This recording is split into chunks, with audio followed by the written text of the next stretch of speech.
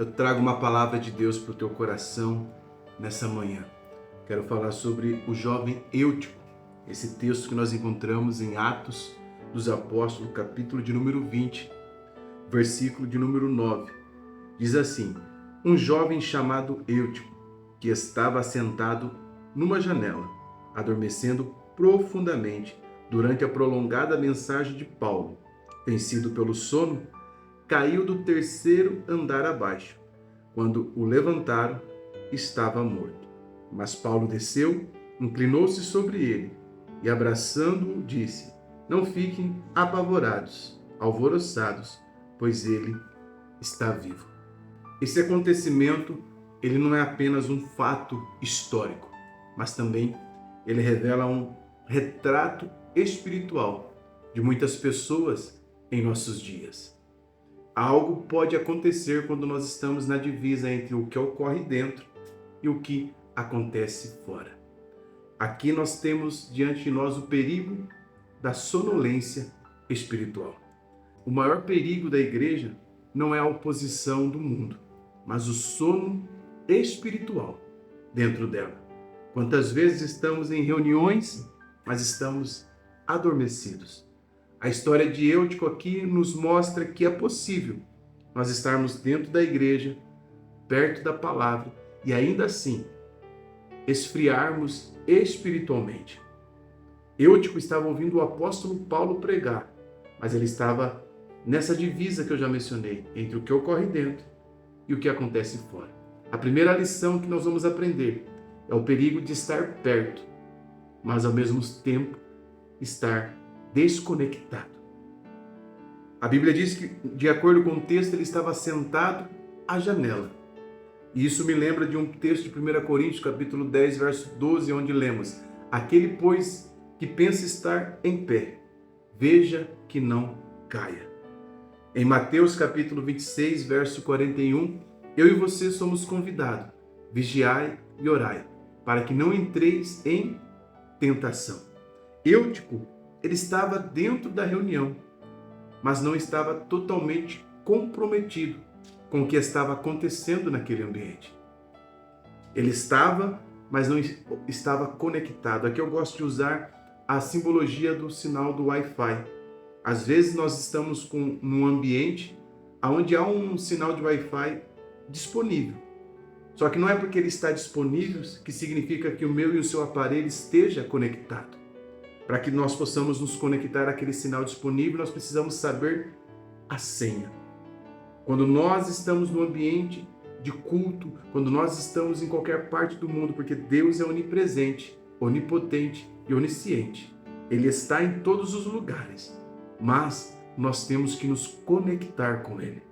Não é simplesmente sobre Deus estar no ambiente ou não, é sobre nós de fato estarmos no ambiente. Porque às vezes nós estamos de corpo presente, mas a nossa alma está ausente. A nossa mente está longe da onde geograficamente o nosso corpo está.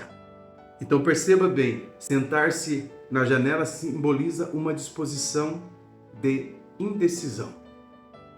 Nem totalmente dentro, nem totalmente fora. Na minha época dizia sobre aquele crente que nós chamávamos de crente Raimundo, um pé na igreja e outro no mundo. Muitos vivem assim espiritualmente. Participam da igreja, ouvem a palavra, mas permanecem na janela, em um lugar de risco, em uma fronteira perigosa.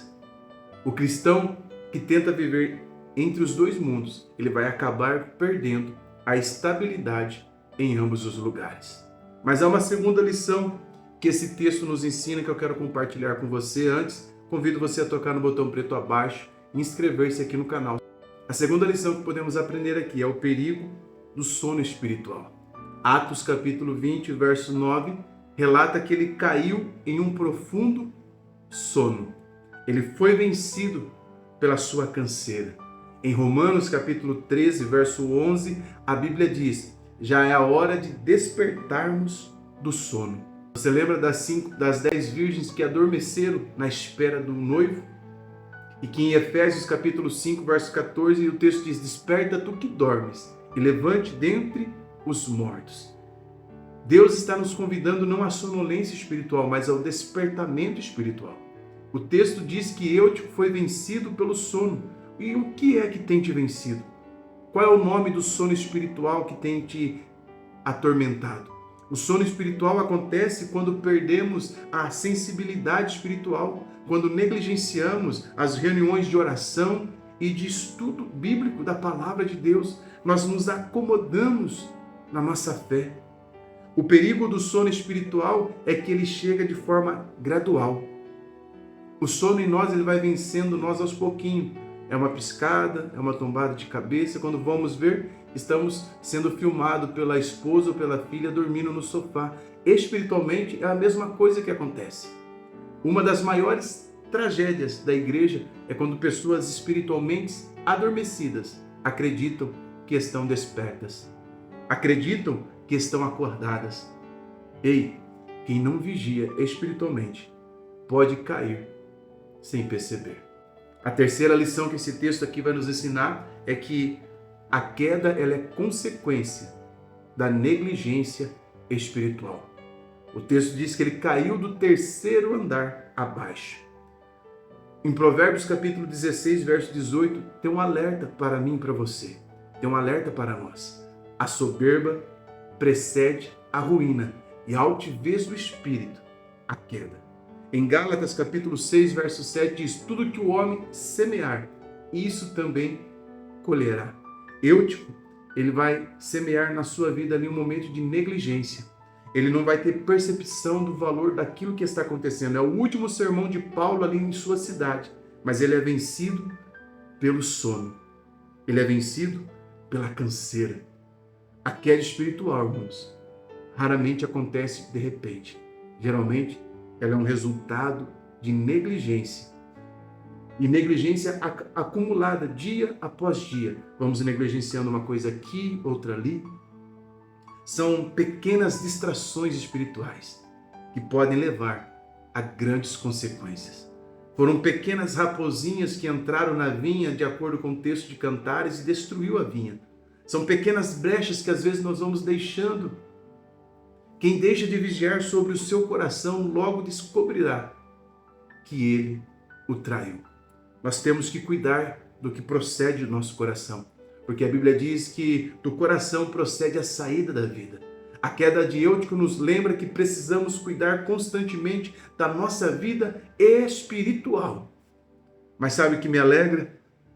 É o quarto ponto. A graça de Deus, ela pode nos restaurar, porque a graça de Deus ela é maior do que qualquer queda humana.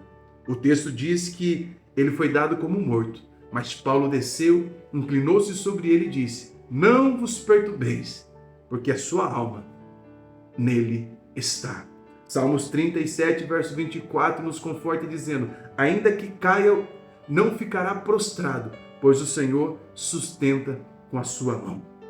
A mão do Senhor está estendida para te colocar de pé. Então não desista, meu irmão, não desista, minha irmã. Se a frieza espiritual te derrubou, a mão poderosa de Deus pode te colocar de pé para a glória do seu nome. Quero convidar você que tem desejo de pregar a palavra de Deus e está iniciando os seus passos. Esse e-book que está aparecendo aí para você contém 264 esboços prontos para você ministrar. Olha aí, são 10 aulas exclusivas para você aprender a extrair o máximo de um esboço de pregação. E eu atualizei ontem, colocando um treinamento de mais de 1 hora para obreiros que querem servir e servir com excelência. O link eu vou deixar aqui no primeiro comentário fixado. Deus te abençoe, compartilhe esse devocional para 3 pessoas. Forte abraço.